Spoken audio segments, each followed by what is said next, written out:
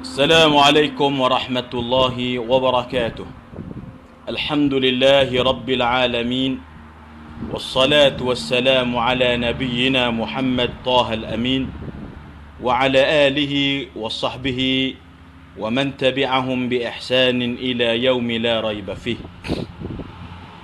رب اشرح لي صدري ويسر لي أمري واحلل عقدة من لساني يفقه قولي.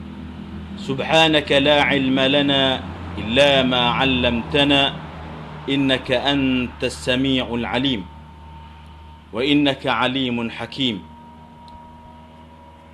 Tuan-tuan yang dirahmati oleh Allah Subhanahu wa taala, marilah pada pagi ini, waktu sementara ini, untuk kita berkongsi sedikit tentang maklumat seorang tokoh yang bernama Ibn Taymiyah. Suka saya mengambil masa dalam lebih kurang 5 hingga 10 minit untuk menyatakan perihal Ibn Taymiyah. Yang dirahmati oleh Allah Subhanahu wa taala, Ibn Taymiyah adalah seorang yang mulutnya agak laju ataupun agak pantas menghina para ulama ahli sunnah wal jamaah. Pertama sekali, Ibn Taymiyah menyatakan bahawa ulama al-Asy'ariyah ini adalah pondan Jahmiyah. Ini disebut di dalam kitabnya yang berjudul Al-Fatawa, Majmu' Al-Fatawa Ibn Taymiyah, pada jilid ataupun juzuk yang ke-8, muka surat 227. Saya bacakan, ini ada pada saya. Kata Ibn Taymiyah, فالمعتزلة في الصفات مخانيث الجهمية وأما الكلابية في الصفات وكذلك الأشعرية. Disebut bahawa Mu'tazilah adalah dari segi ilmu akidah berkaitan dengan sifat Allah adalah pondan golongan Jahmiyah. Begitu juga Al-Asy'ariyah. Maknanya Ibn Taymiyah memasukkan Al-Asy'ariyah di dalam kelompok Mu'tazilah yang dihukum sebagai sesat, batal akidah, bahkan kufur. Dan dihina pula dengan Asy'ariyah itu, walaupun dia nukil kata-kata orang lain, tapi dia setuju kata-kata ini, iaitu kata-kata kononnya Al-Asy'ariyah itu merupakan makhanith. Makhanith ni maknanya pondan Mu'tazilah, pondan Jahmiyah. Ini perkataan ini disebut oleh Ibn Taymiyah kepada ulama al-Asy'ariyah. Kemudian tuan-tuan, yang kedua, sebelum kita kedua, yang pertama tadi cukup menunjukkan bahawa bagaimana akhlak Ibn Taymiyah menghukum ulama Asy'ariyah sebagai pondan. Ini menunjukkan bahawa dia menghina golongan al-Asy'ariyah dan menyatakan Asy'ariyah itu adalah pondan Mu'tazilah. Keduanya tuan-tuan, Ibn Taymiyah, yang kedua, Ibn Taymiyah menyatakan bahawasanya kita tidak boleh menisbahkan diri kepada al-Asy'ari. Tak boleh kita kata saya ni dari segi akidah manhajnya Asy'ari, tak boleh. Bahkan dia kata apa? Siapa yang mengaku dia Asy'ari, orang itu adalah ahli bid'ah. Orang itu adalah sesat.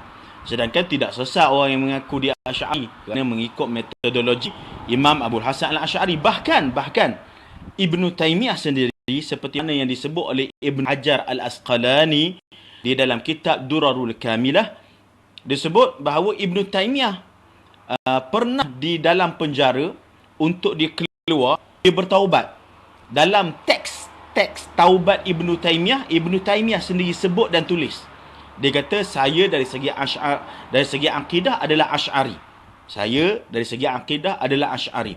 Okey, di sini pula dalam kitab Majmu' Fatawa Ibn Taymiyah, jilid yang ke-6, muka surat 359, Ibn Taymiyah kata apa?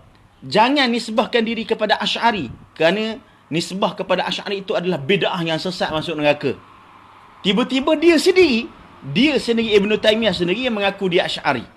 Ini boleh dilihat dalam kitab Ad-Durar oleh Imam Ibn Hajar Al-Asqalani. Tentunya dirahmati oleh Allah Subhanahu wa taala. Yang ketiga, ingin saya nyatakan di sini bahawasanya sebahagian golongan cuba mempertahankan Ibn Taymiyah, tetapi seolah-olah orang jahil yang mencuci najis.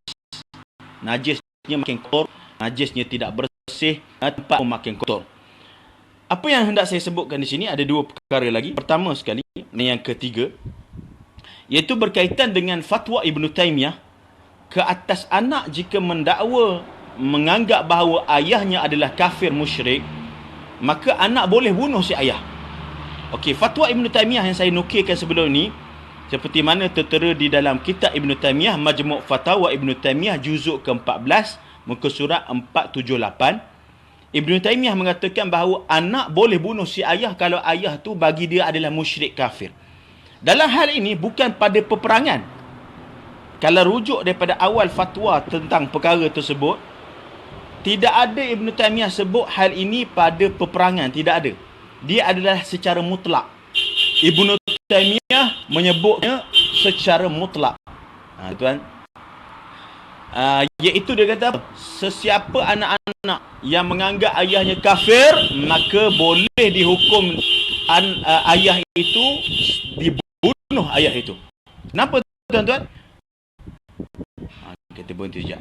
Kerana di Ibn Taymiyah, kalau ayah itu kafir dan anak menganggap ayah itu kafir, maka boleh bunuh ayah itu, walaupun bukan dalam situasi peperangan. Sebab fatwa yang kita nukil daripada Ibn Taymiyah sendiri pada juzuk yang ke-14, muka surat 478, Ibn Taymiyah tidak memperkatakan pun dalam hal peperangan. Sama ada peperangan Badar ke peperangan apa-apa peperangan pun tak ada. Tetapi secara mutlak, ini menunjukkan bahawa Ibn Taymiyah adalah Syekhul Dam, Syekh darah, yang menghukum kepada umat Islam agar membunuh sesiapa saja yang dianggap sebagai kafir. Tuan-tuan yang dirahmati oleh Allah Subhanahu wa taala, yang terakhir sekali, saya ada nukilkan tentang Ibn Taymiyah pada muka surat 238 juzuk ke-4 dalam kitab Majmu' Fatawa. Ibn Taymiyah mengatakan bahawa Allah itu duduk bersebelahan dengan Nabi Muhammad di atas arasy. Ini adalah akidah tasybih, menyamakan Allah dengan makhluk. Tidak pernah disebut dalam Al-Quran Allah duduk di atas arasy, ataupun Allah mendudukkan Nabi Muhammad bersebelahannya di atas arasy. Tidak pernah. Hadis yang sahih pun tidak ada. Jadi mana akidah Ibn Taymiyah? Sebenarnya tidak ada ulama salaf pun yang kata sedemikian. Ini menunjukkan bahawa Ibn Taymiyah sahaja syekh takfir, syekh darah, tetapi dia membawa akidah yang bukan daripada Al-Quran, bukan daripada hadis, bukan daripada ulama salaf yang sebenar, bukan daripada fahaman Islam Ahli Sunnah wal Jamaah. Jadi berhati-hati dengan Ibn Taymiyah, kerana dalam perkajian kita, bukan kita dengki, tidak. Kita tidak dengki dengan Ibn Taymiyah, tidak. Dia sudah mati.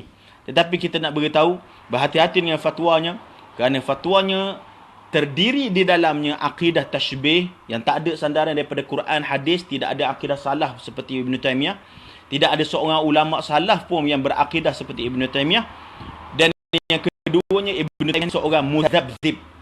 Sekejap dia macam ni, sekejap dia macam. Hari esok dia Muslim, hari lain dia jadi lain. Hari lusa dia jadi tak Muslim, hari lain dia jadi agama lain. Seorang yang mutazabzib, umpama begitulah. Jadi berhati-hati dengan fahaman Ibn Taymiyah, kerana fahaman Ibn Taymiyah ini boleh merosakkan perpaduan umat Islam, akidah Ahli Sunnah Jamaah. Dan berhati-hati dengan golongan yang selalu menukilkan kata-kata Ibn Taymiyah. Dia kata Syekhul Islam Ibn Taymiyah. Tuan-tuan, mana Syekhul Islamnya? Kalau ada ulama kata Ibn Taymiyah sebagai Syekhul Islam, itu sangkaan baik ulama. Ulama memang macam tu, ulama sufi. Ulama yang baik disangka baik pada Ibn Taymiyah. Tapi ulama yang menyangka baik kepada Ibn Taymiyah tu, seperti Ibn Hajar Al-Asqalani, dia sangka baik pada Ibn Taymiyah, lalu dia memuji Ibn Taymiyah. Golongan Wahabi mengkafirkan dia. Bin Baz, tokoh-tokoh Wahabi menghukum Ibn Hajar Al-Asqalani sebagai kafir murtad sebab akidah salah. Utsaimin menghukum Ibn Hajar Al-Asqalani sebagai kafir murtad.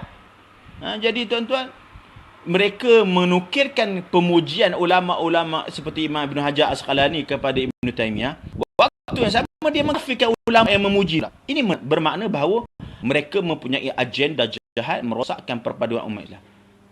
Jadi tuan-tuan, saya akan sambung lagi tentang Ibn Taymiyah ini.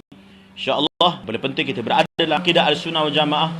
La ilaha illallah Muhammadur Rasulullah. Allah Ta'ala ada tanpa bertempat. Assalamualaikum warahmatullahi wabarakatuh.